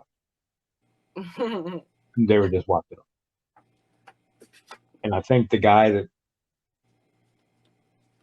bought something only bought it because they were watching them. I don't remember what it was. Wait, what? Oh, you're talking about the store? Didn't they like buy a store or something? Because yeah, they bought the Bradford Exchange, which is where the store where the old men were. Right. Okay, yeah, they bought that just to keep an eye on them, and because they figured if he was going to go up there, then that's where he would need to buy supplies from. Yeah, his whole it just shows you how he let his guard down because he mailed them from the fucking mailbox, them letters, all 5 of them. Like, right. Everybody knows you mail each one from a different mailbox. I mean, I think I know that was the plan by the end, but I'm like, you hand deliver those letters. Like he should have just gone. I mean, I know he was on the run, but like he should have done that when he was in New York. Yeah. What, like anonymously? I don't. Yeah, I mean, it's hard because they're like, who's gonna believe you if you just run into the office and be like, the government's trying to kill me? Right. Well, maybe if he pushes the letter before he sends it, does that work? Well, he could have. You believe me? Like he should write at the top. You believe me when you read this. I mean, maybe he could. Like, I don't. I guess no answer. But like, he could like go to the letter, like look at the letter, but like people like be persuasive, or I don't know what you're saying. But I mean, like we said, he was not using any logic to begin with because he never should have gone there. Yeah, but he had to go somewhere. He couldn't just run aimlessly with no money and steal money out of phone booths everywhere they went. Like, how long is that going to last? And that's leaving a trail anyway. Like, all they're going to do is follow the phone booths. I mean, I know it's a rock and a hard place, but like, you literally sitting ducks. Yeah, like that part you said where he had to do.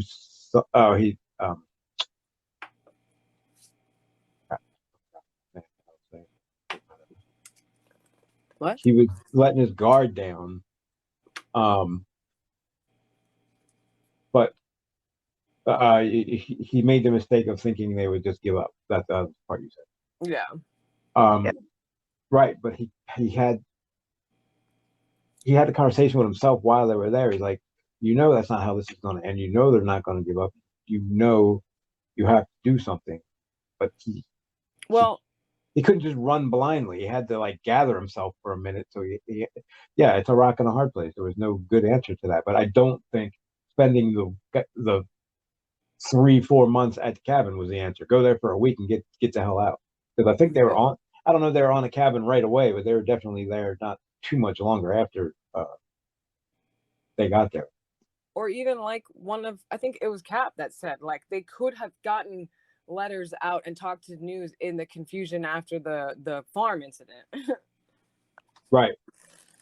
Yeah, and like you said, why wasn't he just sending? Like, well, they were in New York, just living their lives. And we'll put the shop back onto. I don't. Did we figure that out?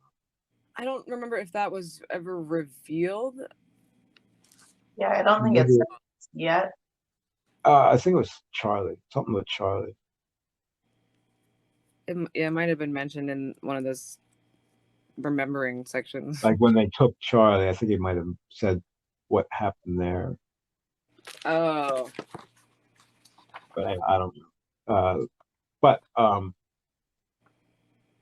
what I was saying.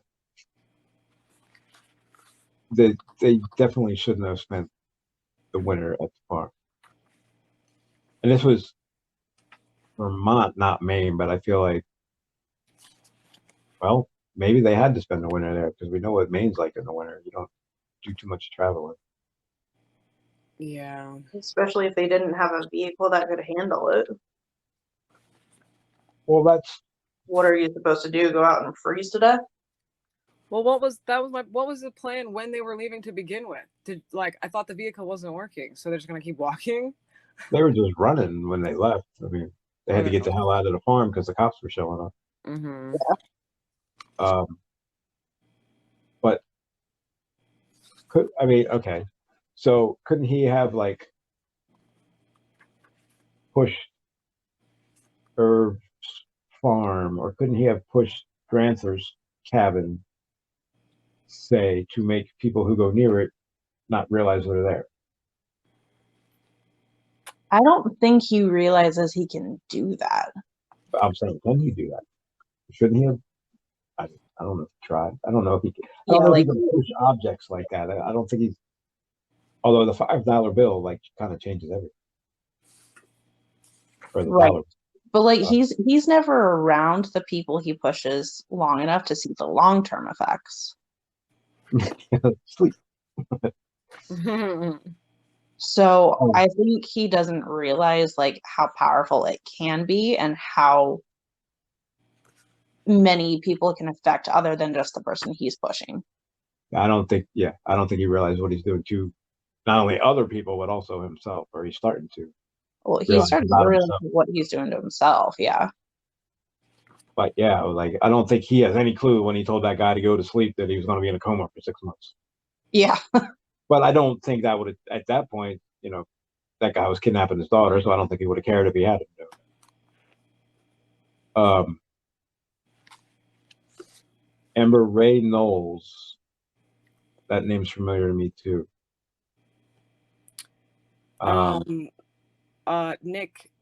Nick's the guy that punched him in the face. Wasn't his name Ray? Yeah, and that's what I was thinking. I was going to say the Stand too, but I think that's Ray Soames, isn't it? Maybe that's what I'm thinking.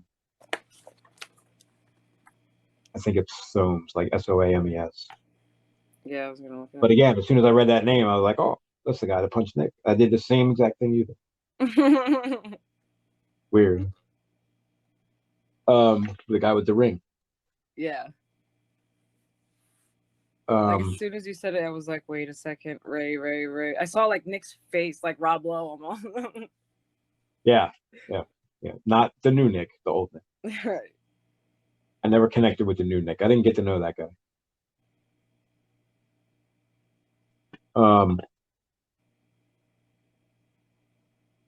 So yeah, well, in my book, they're at the farm now. I wanted to talk about the farm a little bit, but I don't know. I guess we kind of covered it because it was such a cool scene. Like that was the mid-book confrontation to show what he can do. So I'm just imagining the end book confrontation is going to be that much more dramatic. Yeah. And it was really satisfying too. Like after finishing that confrontation, I was like, woo-hoo. Like it felt like I was watching a movie, like an action movie. Yeah, like that was almost the end. Like if it could have called this a novella and ended it right there. Yeah. So and then this is like, Yeah, and I didn't stop it there on purpose. I just kind of worked out that way. I just went halfway through the book. All right, mid chapter, end of the chapter. Fuck.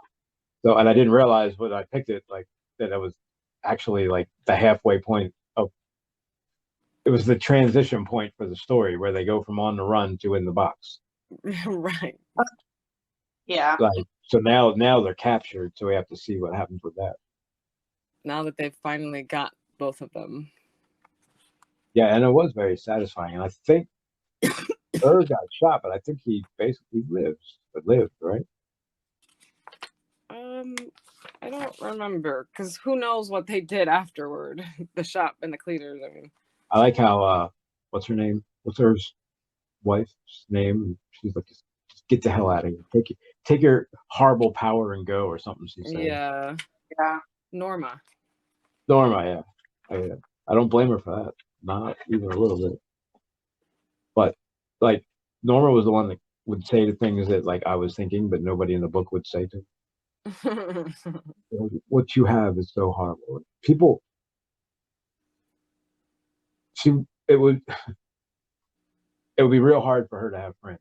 Put it that way. She would have a bunch of people that were nice to her, but I don't know that she would have any actual friends.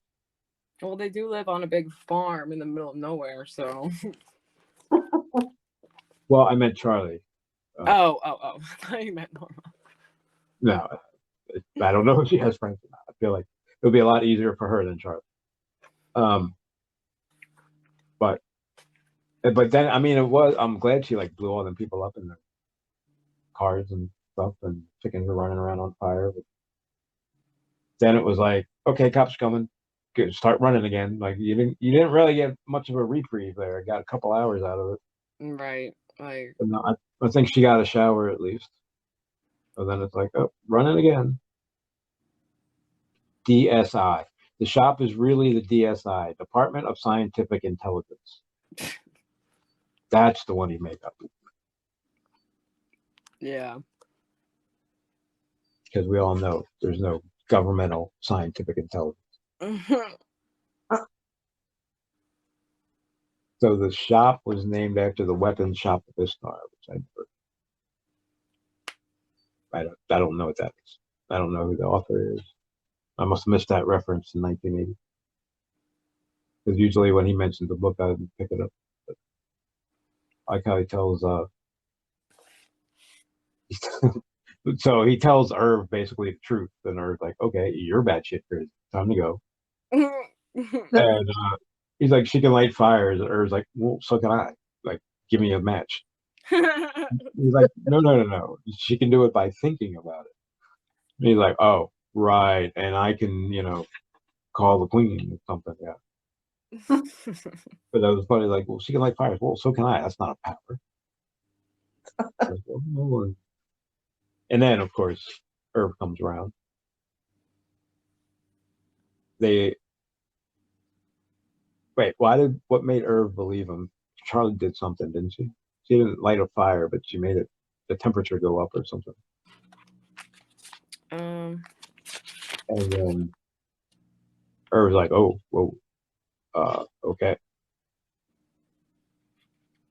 Yeah, and then he like sensed them coming or something and started he freaking did that out. too. Like I was just reading that she can, that's part of her overall power. It seems like she can sense when they're close before anybody else can, if anybody else even can at all. But I think that's part of how they keep getting like away in the nick of time, because between Andy and her, they like both kind of sense when shit's about to go down. Although I think for Andy, it's a lot closer. Sometimes he doesn't get the hunch in time, I guess is what I'd say. He seems to have more forewarning when she's the one doing it. But that's probably how they stayed on the run this long. It doesn't even start. That's why they were leaving the cabin for good, because he started getting the hunch again. Isn't that what happened? Yeah. Even though they were too late at that point. Yeah, and like they had been being watched the whole time, and nothing from the hunch of that, huh?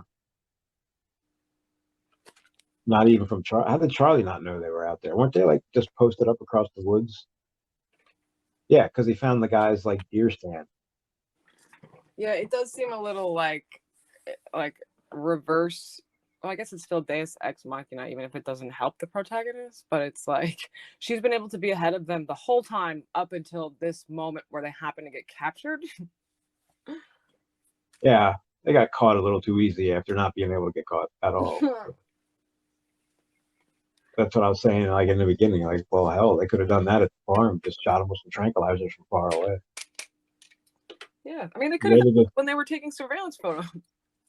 Yeah, and if they had just rolled up instead of having a conversation and approaching them when they were told not to, if they'd have just shot when they got out of the car without asking any questions, they would have been tranquilized. Yep. Nothing anybody could have done to stop it. Instead, they wanted to talk to them, and they got their ass lit on fire for it. Like, yeah, because they were. I mean, I guess that's part of the underestimating or not understanding what she could do. Because I don't think they. But I think they talk about it, they didn't realize she could burn the whole goddamn farm down. They knew she could start fires. But yeah. they didn't know. But they should have, because Wanless and Cap talk about all the stuff she can do, or maybe they just didn't realize it yet. Maybe Wanless was more of a she will be able to do this stuff, not she can do it right now. Well, I don't think. Why didn't that information leak down to the people that were on the farm and needed to know? Maybe. I don't think there really was any evidence of what she's capable of at that point. Like, they know about some of the small reports of her starting fires at home and stuff, but like she hasn't been tested like this. Yeah, I think it was. Oh, she spent the night at a friend's house or something, and they didn't know where she was, so they moved in. Oh, that's right. So they were watching them the whole time, and then they got scared because they thought that the McGees got scared. Well, they weren't watching them very well, first of all. She went to a friend's house and they didn't know it. But yeah, it was that stupid misunderstanding that put them on. Well, not put them onto them, but made them act. So they were always. So I guess this would have happened at some point, no matter what. Because at some point she would have let the fire out, especially when she started becoming a moody teenager. Exactly. Yeah. Like, I think their goal was always to have control of her. Well, I think their goal was to see if she could still do it, because there was only. Well, she was the only one of her kind. She was an offspring of 2 Lot 6. Mm-hmm. So there was no one else in the world that was that. And her parents were the only two of the only 3 that were alive. And I think, as far as they knew, didn't have any abilities. Who? The parents? I'm not sure if that's true, because they talk about Andy doing low-grade psychology for his patients, but with that, did they know that the whole time, or did they know that after? Yeah, I don't know. I got the impression they were more watching Charlie than anything else. Yeah, so they were never going to stop watching Charlie, because she was the only one of her kind, and her parents were 2 of the only 3 that were alive. Yeah. And I think they're just waiting for everyone to kill themselves. That's what everyone else did. Al Steinowitz's face caught on fire. The moment he was all there, screaming silently under a transparent call of flame, and then his features were blending, merging, and moving like tallow. What's tallow? Is that like? I picture like taffy or something. Picture what? Taffy, like gooey taffy, like your face turning into. Well, your face getting melty and running down. That's what running like tallow is. Yeah, I remembered that for some reason. Al Steinowitz got his face melted. I think Irv just exploded, did he? Irv? Or. Oh. All right. OJ. Yeah. As he likes to be called. I think he just got scared and ran. Oh, yes, really? because he's one of the people that intercepts the letters. Oh, right. Oh, good. I forgot he was still alive. That means he can die in a much horrible way later on. Oh yeah, right here. He's running through the woods. I got it right after the farm, and then he gets a ride. I don't know why. Like, why do we need a paragraph on OJ escaping? Do we need to know he's alive? Like, yeah, because I feel like he doesn't matter anymore. Almost, it's all Rainbird. Cat family. No, I agree.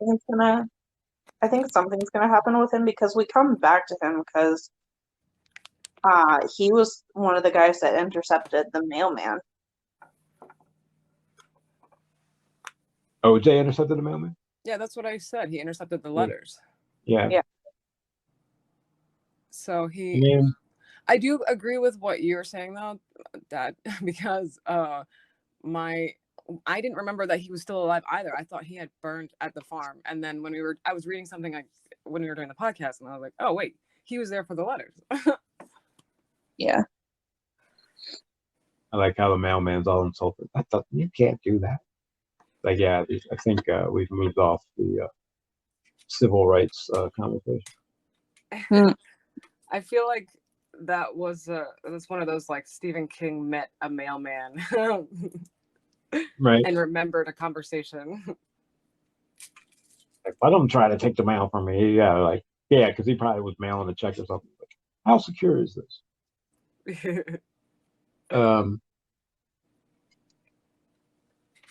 Okay. I don't know. I think that's about it, right? They blow up at the farm and they go to the house, live there for 3 months, and get tranquilized. Yeah. Now we got it. Now it's gone to Rainbird. I think Rainbird. One question I have real quick is, what does Rainbird mean? Like, is he just talking about threaten or physical force when he says you might need me if her dad doesn't work? I will say that I think I know what he's talking about, but I don't know that you know that yet. Okay, so it's meant to be vague, because I'm like, what is he implying there? He's implying his action plan. Okay. For Charlie. And you'll find that out pretty quick in the first couple pages. So, so I'll just leave it at that. I'm not going to say it. But I think, yeah, we're going to be heavy on the Rainbird. I don't remember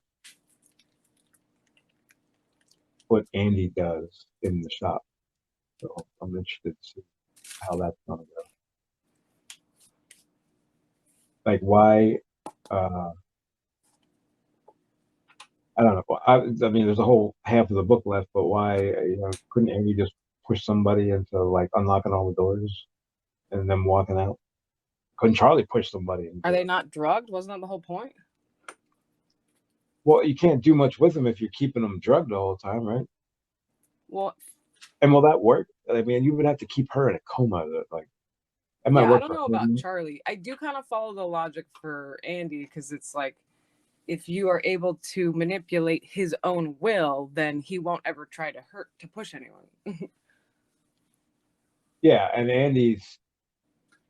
I mean, I don't know that they know. Do they even know he can still do it? No, they do. Yeah, they do. Because of the dollar bill. So his ability seems very limited to do that. So I don't know if they know that, but I would say they're probably not as worried about it. And he's only alive because Charlie wants him to be. Yeah. Like, they said they would have killed him, but then they were like, well, if we want her to cooperate, we're probably going to need him. Yeah. Because I think, doesn't Cap say at some point that vanquish them? I like how he says, like, vanquish instead of kill them. Sanction. It's sanctioned. Sanction. Yeah, that's what it is. Like, they need to be wellness. Like, they need to be sanctioned. No, sanctions aren't that bad. The way I understand. Like, you can't go outside for a week as a sanction.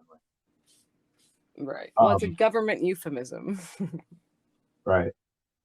So the plan has changed. Now they need to be sanctioned. Cap says that, I think. Or it says that. Monmouth says it and Cap says it. He tells Steinowitz, maybe, that now they need to sanction Andy. I think it was. I think so. So yeah, Andy's totally expendable except for the fact that they need Charlie. I think it became kind of clear after the farm incident that if anyone tries to hurt her dad, she's going to go crazy. Yeah, so how's that going to go? Because he's not just going to put up with it, right? Or maybe they just keep him fucking half conscious the whole time. Like, well, he's here, but, you know. And I can imagine she's going to be like, I want to see my dad, or fuck you. Like, I got nothing for you. Bring my dad here now.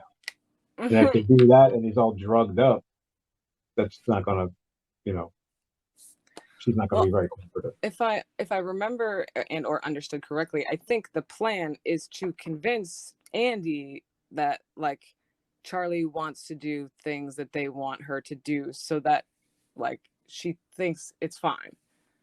Oh, like tell her it's okay. Like don't ever do it again except for this time. Well, like because they talked about giving him Thorazine, which is like to be able to, you know, suppress your I don't know what the word is, but basically it makes you more suggestible. It makes you a zombie. It makes you like bleh, whatever. It makes you not care. Thorazine's like a tranquilizer. Is it Thorazine? Or maybe it was one of the, I don't remember. They gave to the patients to stop the mad doctor guy from giving lobotomies. What was his name? In lore. Not in this book. Yeah, I don't remember. But was it Thorazine? You don't know. That's what I'm saying. I don't know what drug it was. It became with a T. So yeah, it's like a super tranquilizer. But it doesn't like knock you out. Just, I don't know. I guess we'll find out because I don't know. I've never taken it. So I can't they mentioned, I don't remember exactly what, but I just remember getting the impression that like they're going to try to, like, obviously Charlie's not going to do anything without Andy's okay, so they need to make Andy say okay and make Charlie believe it. Yeah. There were 3 methods of containment, right? What were the 3 methods of containment? The biggest fuck up since the Bay of Pigs. You guys even know what that is? Yes. Yeah. Oh. Took history classes. Yeah, it's before my time, but it was much closer to the timeline that I learned it in school. Okay, I mean, I guess I'm good. What do you guys got? Anything? I think that's it. All right. So 2 weeks in the same room, right? Say that again. 2 weeks. What? Everybody in the same room. Yeah, definitely. Okay. I mean, that's all I got on part 1. I'm excited to see where this goes. Yeah, me too. It's also the fastest one we've ever done. Yeah, like when we got that extra week, like you said, I was like all into it. Like I read I didn't want to get too far ahead, so I didn't do what happened with the witching hour, but I didn't know what to talk about. But I kind of didn't want to stop. I was like, oh, like so I read a couple pages like to see what was going on, like what happened next, you know, the classic thing. So yeah, I'm excited. I think Rainbird's I think I'm really gonna hate that guy by the end. I think he's gonna do some shit that's really gonna piss me off. Okay, 2 weeks. So yeah, we'll see you then. And the podcast. Everybody say bye. Bye. Bye.